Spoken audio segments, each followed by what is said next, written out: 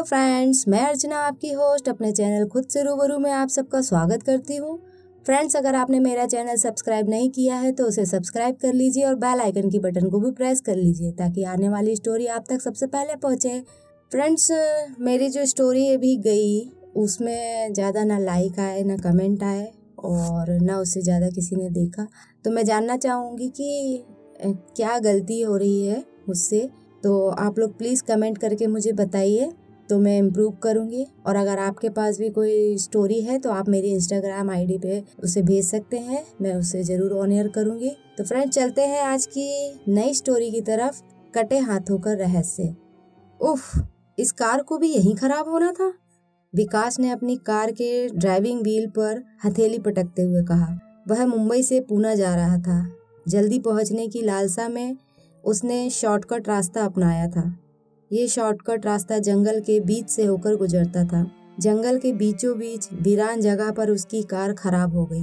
विकास 32 वर्षीय सजीला नौजवान था। वह इतना निडर और तीव्र बुद्धि का था कि उसने अपनी दक्षता के दम पर तेजी के साथ तरक्की की थी। एयरफोर्स में वह अपनी सेना का कमांडर था। इस बार उसे पूरे 4 साल बाद अपने घर जाने का मौका मिला था। यही कारण था कि वह रात में मुंबई के एयरफोर्स ऑफिस से अपनी रिपोर्ट पेश कर पूना के लिए चल दिया था। मगर रास्ते में उसे इस मुसीबत से दो चार होना पड़ा। उसने एक नज़र अपनी कलाई पर कीमती घड़ी में देखा। रात के 11 बज रहे थे और फिर चारों ओर फैली वीरानी को देखा। सड़क के दोनों ओर ऊंचे ऊंचे दरख्त रात के अंधेरे में दैत्यों की भांति भयानक लग रहे थे। उस समय पर साय साय करती हुई हवा, दूर तक फैली जंगलों में पेड़ पौधे का साम्राज्य था। रात के उस वक्त वहां किसी से सहायता की उम्मीद करना बेवकूफ़ी थी। विकास ने अपने सेल फोन की टॉर्च ऑन की और कार से बाहर निकला। बोनट खोल लिया। वह टॉर्च की रोशनी में कार में आई कमी को परखना चाहता था, मगर सब सही था। उसी समय साय से एक हवा का तेज झोंका विकास की बगल से गुजरा। एक पल के लिए विकास चौंका, मगर हवा का आभास कर पुनः कार के खुले बोनट पर झुक गया। उधर वह हवा का झोंका कार के खुले दरवाजे से ड्राइविंग सीट पर जा पहुंचा और फिर 2 हाथ कोहनियों तक कटे हाथ ड्राइविंग व्हील पर आ जमे। अगले ही पल कार का इंजन जाग उठा। दोनों हेडलाइट रोशन हो उठी। यह देखकर विकास पूरी तरह चमक कर पीछे हट गया। अगर उसने कार के सामने से हटने में एक पल को भी गवा दिया होता तो निसंदेह कार से टकरा गया होता, क्योंकि कार आगे दौड़ पड़ी थी। जैसे ही कार साय से विकास के आगे से गुजरी, उसकी आंखें विस्मय से फटी पड़ी। कार की ड्राइविंग व्हील पर कोहनियों तक जमे 2 हाथों की विकास ने झलक देख ली। करीब 10 मीटर आगे जाकर कार वापस लौटने लगी और एक झटके से विकास के सामने रुक गई। मारे हैरानी के विकास का बुरा हाल था। विकास एक पढ़ा लिखा और समझदार युवक था। भूत प्रेत जैसी बातों पर उसे तनिक भी विश्वास नहीं था, मगर उस वीराने में उसके साथ जो घट रहा था और जो उस जैसे जिम्मेदार ऑफिसर ने अपनी आंखों से देखा था, उसे झुठलाना नामुमकिन नहीं था। मगर वह इन घटनाओं से डरा बिल्कुल नहीं था। कार के रुकते ही विकास ने सबसे पहले ड्राइविंग व्हील की तरफ देखा, परंतु वहाँ कोई नहीं था। जिन हाथों की झलक उसने देखी थी वह भी नहीं। कार बोनट पहले की तरह खुला था और दरवाजा भी। वह सोच में पड़ गया, आखिर माजरा क्या है? कैसे कार अपने आप स्टार्ट हुई और आगे बढ़ गई और फिर वापस भी आ गई? और वो हाथ जो कार ड्राइव कर रहे थे, क्या वह मेरी नजर का धोखा था? ये सब सोचते हुए विकास ने बोनट बंद कर पूरी कार की चारों तरफ घूमकर तलाशी ली और फिर ड्राइविंग सीट पर आ बैठा। दरवाजा बंद करके कार स्टार्ट की तो वह तुरंत स्टार्ट हो गई। विकास ने कार आगे बढ़ा दी। कुछ देर बाद कार की छत पर ऐसी आवाजें होने लगी जैसे कोई चल रहा हो। विकास ने सोचा शायद कोई जंगली जानवर है। उसने तुरंत साइड का शीशा बंद कर दिया, मगर फिर उसके हलक से ना चाहते हुए भी चीख उबल पड़ी। कार से उसका कंट्रोल जाता रहा और फिर कार कहीं शायद किसी पेड़ से जा टकराई। विकास का सिर विंड स्क्रीन से टकराया और फिर उसकी चेतना लुप्त होती चली गई। एक करहा के साथ विकास ने जब आंखें खोली तो उसने खुद को अस्पताल के बेड पर पाया। उसके हाथ पैर में कहीं भी फ्रैक्चर नहीं था, केवल माथे पर चोट आई थी। बेटा बेटा अब कैसा है तू? विकास ने देखा। निकट ही उसकी माँ राधिका देवी की आंखों में इस वक्त भी आंसू के कतरे तैर रहे थे। मैं ठीक हूँ माँ, तुम नाहक ही परेशान हो रही हो। विकास ने उन्हें तसल्ली दी और पूछा, मगर मैं यहाँ कैसे आ गया? बीते वक्त की एक एक घटना चलचित्र की भांति विकास को याद आती जा रही थी। छत पर उभरने वाला पदचाप और फिर छत की तरफ से विंड स्क्रीन पर उतरे 2 कोहनियों तक कटे हाथ। उस बात को याद करते ही विकास की रीढ़ में भय की सिरहन दौड़ गई। तभी माँ का ख्याल आते ही उसने खुद को संभाल लिया। राधिका देवी कह रही थी, भला हो उस लड़की का जो तुम्हें ऐसी हालत में घर तक पहुँचाने आई थी। लड़की? विकास चौंका। बात चौंकने की ही थी कि उस वीराने में उसका कोई मददगार, वो भी एक लड़की, कहाँ से आ गई? विकास ने उत्सुकता के साथ पूछा, कौन लड़की माँ? ले, मुझसे पूछ रहा है? माँ ने झूठा गुस्सा दिखाया। वह बता रही थी, तूने ही तो उसे लिफ्ट दी थी अपनी कार में। तू ही भूल गया कि कौन लड़की? क्या? विकास हैरत से आंखें फाड़े अपनी माँ को देखने लगा और उसकी माँ लड़की का ध्यान आते ही उसकी तारीफों में खो गई। बड़ी सुंदर थी, गुलाबी रुई जैसी, सफेद कपड़ों में अप्सरा सी लग रही थी। कहाँ गई फिर वो?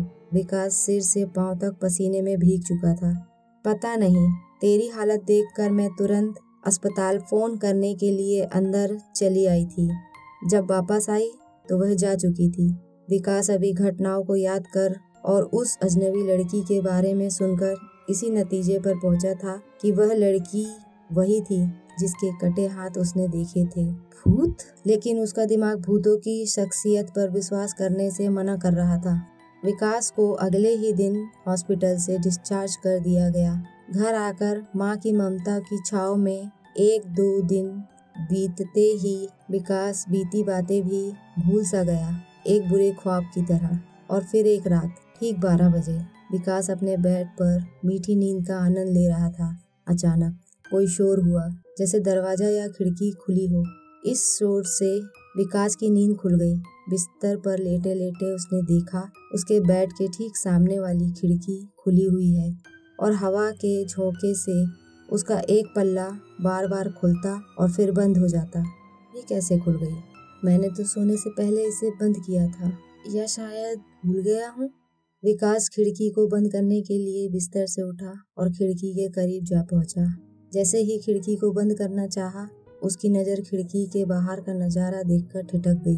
चांद की रोशनी में विकास ने लॉन में सफ़ेद कपड़ों वाली एक लड़की को टहलते हुए देखा। उसकी सूरत तो उसने नहीं देखी, मगर पीठ पर लटकते लंबे बाल उसे साफ नजर आ रहे थे।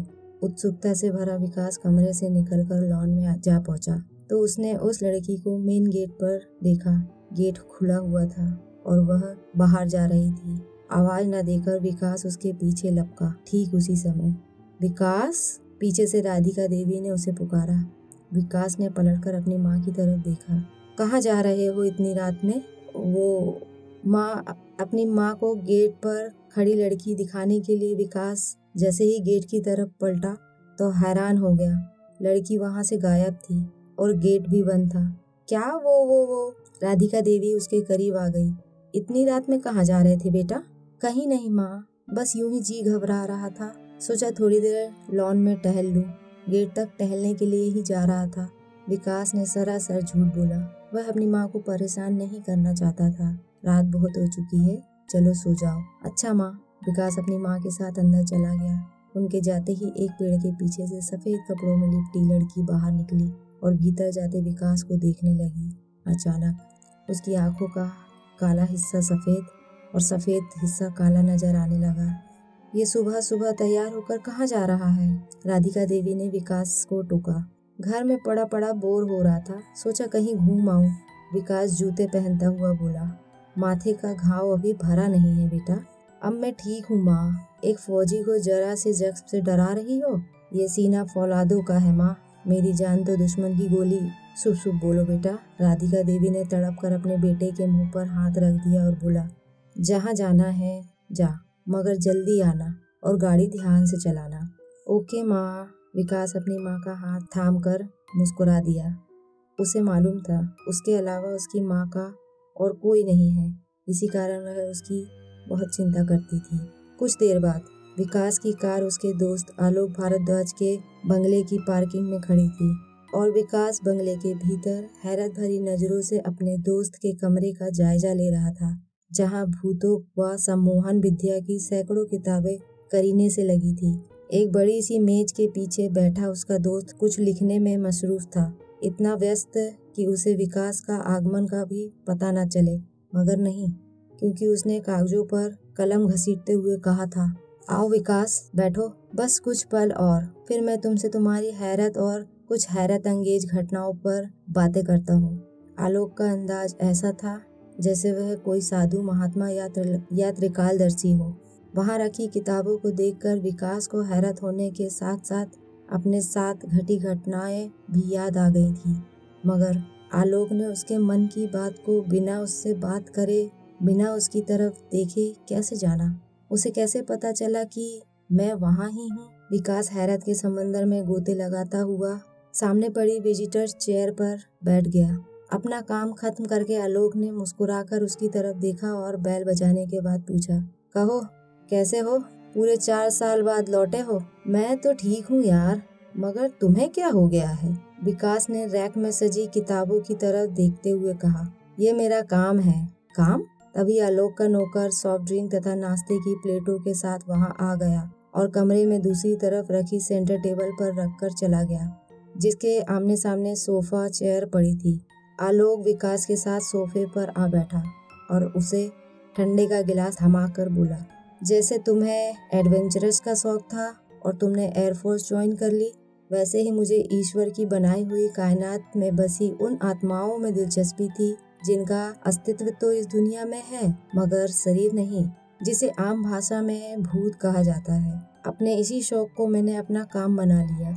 आलोक की बात सुनकर विकास ने कहा, तुम्हारे कहने का मतलब है कि भूत प्रेत आत्मा जैसी चीजें इंसान के मन का वहम नहीं है बल्कि वास्तविकता है? बिल्कुल। आलोक मुस्कुराया और अपना गिलास होठों से लगा लिया। विकास ने भी सॉफ्ट ड्रिंक के कुछ घूंट हलक से उतारते हुए कहा, मगर मैं नहीं मानता। फिर तुम्हारे माथे पर चोट कैसे लगी? विकास हिचककर यूं सोफे से उछल पड़ा जैसे उसके जिस्म में सैकड़ों सुइयां आ धसी हो। फिर वह खुद को संभालता हुआ बोला, मेरा एक्सीडेंट हो गया था। कैसे? बम्बई से आते हुए। मैंने पूछा कैसे?